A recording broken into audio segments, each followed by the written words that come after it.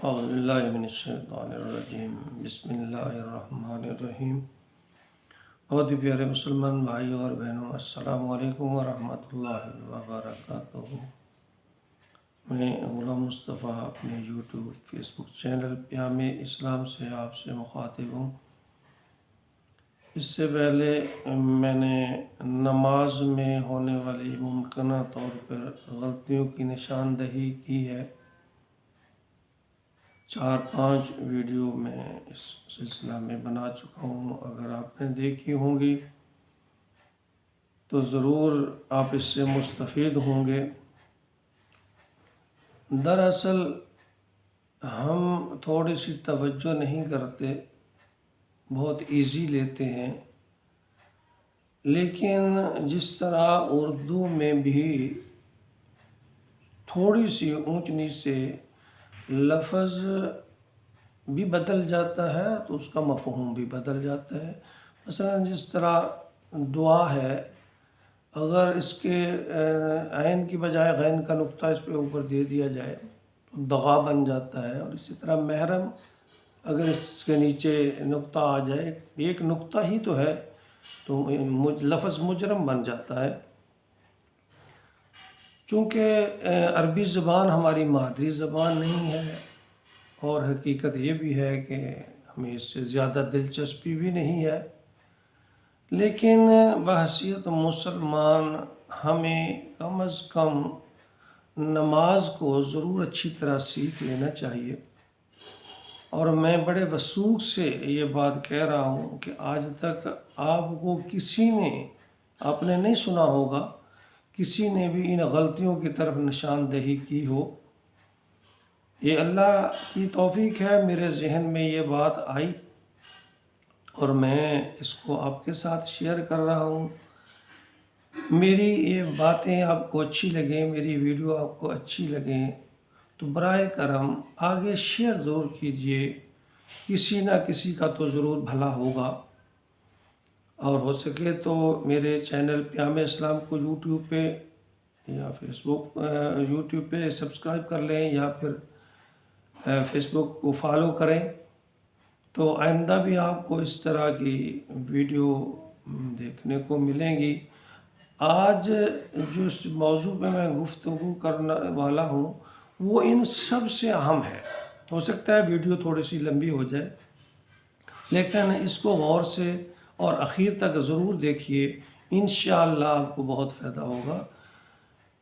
ایک لفظ ہے نماز میں، ہم اس کو بار بار پڑھتے ہیں، اور جب میں نے اس پر غور کیا تو میں خود حیران رہ گیا کہ نعوذ باللہ اگر ہم میں سے کوئی آدمی اس لفظ کی ادائیگی غلط طریقے سے کر رہا ہے، جو کہ بہت زیادہ متوقع ہے،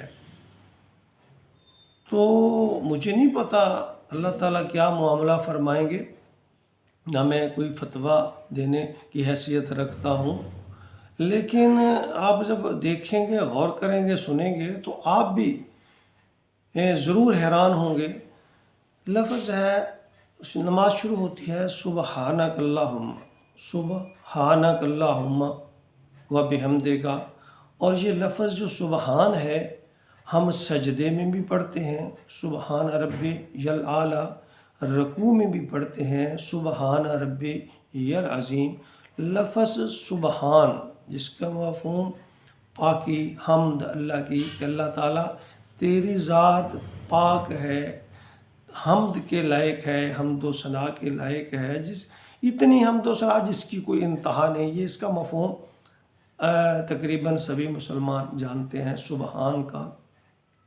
لیکن اگر ہم اس لفظ کو سبحانک اللہم، عام طور پہ میں نے سنا ہے کم از کم کئی لوگوں سے، سبحانک اللہم و بحمدک، سبحان ربی العظیم، سبحان ربی الاعلیٰ، جب ہم اس کو ہا کے بغیر پڑھتے ہیں، آپ کو پتہ ہے اس کا مفہوم کیا بنتا ہے؟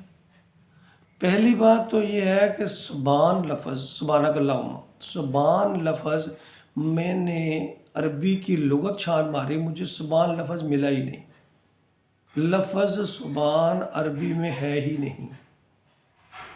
دوسری بات، اگر اردو کے زبان کا مطلب لیا جائے تو اس کا مطلب ہے زبان کا صابن بنانے والا۔ اردو لغت میں جب میں نے اس کا معنی دیکھنے کی کوشش کی تو اس کا معنی زبان کا مطلب صابن بنانے والا۔ اور اگر اس کو نون کے علاوہ صبا یعنی صبح یا صبح پڑھیں تو صبا یا صبا میں وہ ملکہ بلقیس کا اس کے شہر کا نام بھی ہے۔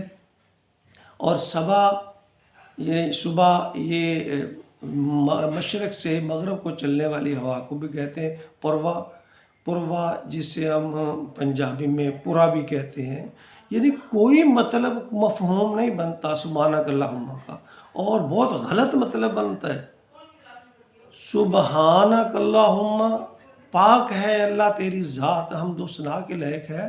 سبحانک اللہم کو تو کوئی مفہوم ہی نہیں بنتا، یا پھر بہت غلط مفہوم بنتا ہے۔ میرے پیارے مسلمان بھائیوں، خدا کے لیے تھوڑی سی غور کریں، توجہ کریں، اپنی نماز کو درست کرنے کی کوشش کریں۔